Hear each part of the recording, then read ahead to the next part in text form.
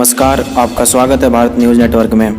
मेरा नाम है विकास और मैं आपके लिए लेके आया हूँ देश दुनिया की ताज़ा तरीन खबरें शुरू करने से पहले अगर आपने मेरे YouTube चैनल को सब्सक्राइब नहीं किया है तो मेरे चैनल को सब्सक्राइब कीजिए, लाइक कीजिए और ज़्यादा से ज़्यादा शेयर कीजिए।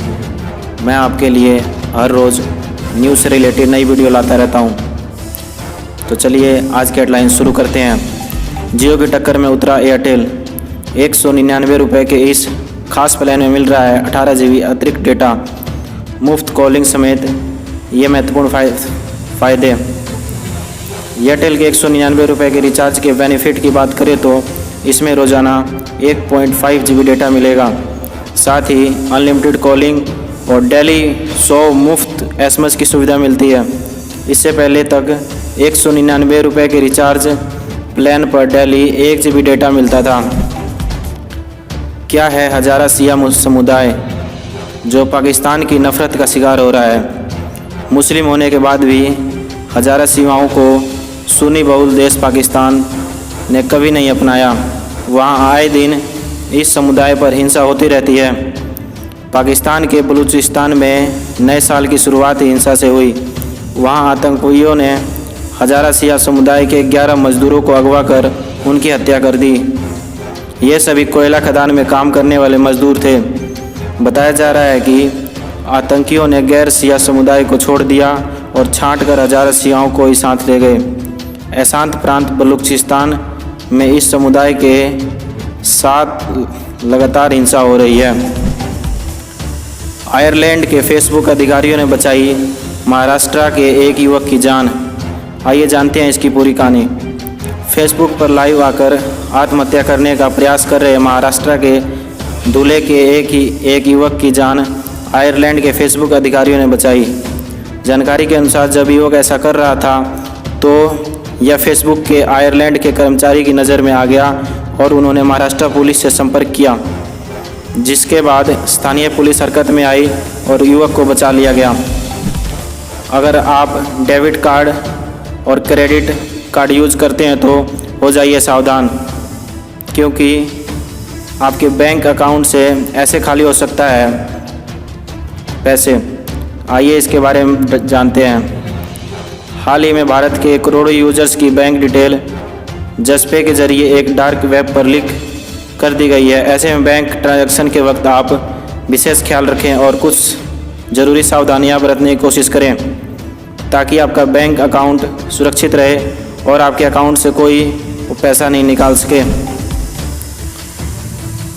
गोल्ड प्राइस 8 हफ्ते के उच्चतम स्तर पर पहुंचने के बाद फिर लुढ़का सोना। जानिए क्यों कम हुआ गोल्ड का दाम। सोने का भाव 8 सप्ताह के उच्चतम स्तर पर पहुंचने के बाद मंगलवार को लुढ़क गया।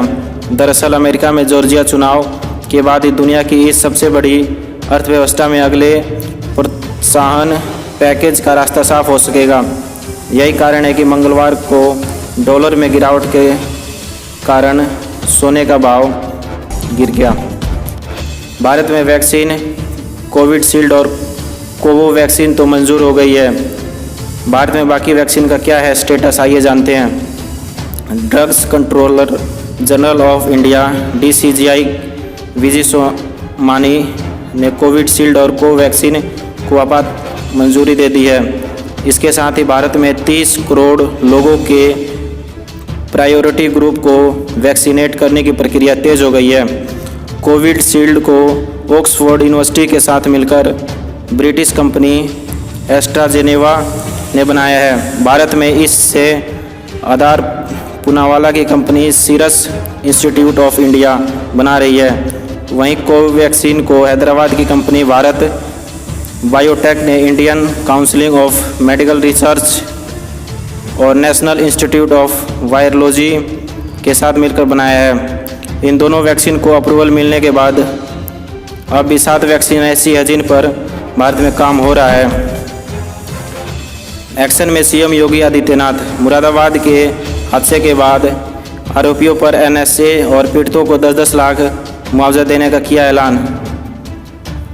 मुख्यमंत्री योगी आदित्यनाथ ने गाजियाबाद के मुरादानगर में अंत्येष्टि स्थल की गैलरी की छत गिरने के मामले में मंगलवार को बड़ी कार्रवाई का निर्देश दिया है।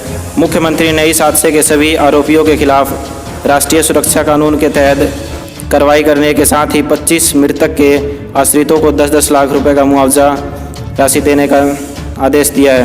पहले इस हादसे में मृतक के आश्रितों को 2-2 लाख रुपए का ही मुआवजा देने का घोषित किया गया था।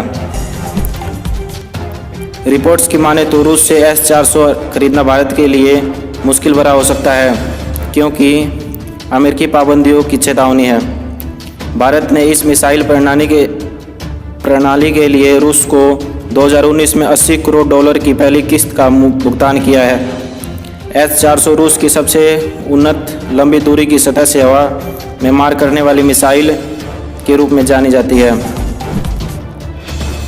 भारत में कोरोना न्यू स्ट्रेन का कहर। पुणे में सामने आए 20 नए मरीज, संक्रमितों की कुल संख्या 58 हुई। स्वास्थ्य मंत्रालय के आंकड़ों के अनुसार पिछले 24 घंटे में 29,091 मरीज ठीक हुए, जिसके बाद ठीक हुए लोगों की संख्या 99,75,958 हो गई है। इसके साथ ही देश में रिकवरी रेट 96.32% पहुँच गई है, जबकि मृत्यु दर 1.45% है। कोरोना न्यू स्ट्रेन की in India.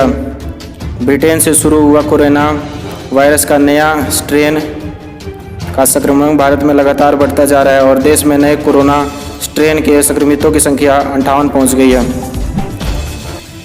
Central Vista project तय समय पर बनेगा। नया संसद भवन। सुप्रीम कोर्ट ने दी मंजूरी। सुप्रीम कोर्ट ने कहा कि सेंट्रल विस्टा परियोजना के लिए पर्यावरण मंजूरी व अन्य अनुमति में कोई खामी नहीं है। ऐसे में सरकार अपने इस प्रोजेक्ट को लेकर आगे बढ़ सकती है। एक फैसला जस्टिस MM खानविलर और जस्टिस दिनेश माहेश्वरी का है। दूसरा फैसला जस्टिस संजीव खन्ना ने दिया है। शीर्ष अदालत ने लैंड यूज चेंज करने के इल्ज़ाम की वजह से सेंट्रल विस्टा की वैधता पर सवाल खड़े करने वाली याचिका को फिलहाल लंबित रखा है। दोस्तों, अगर आपको यह वीडियो अच्छी लगी हो तो लाइक करो, सब्सक्राइब करो और ज़्यादा से ज़्यादा शेयर करो। धन्यवाद। जय हिंद।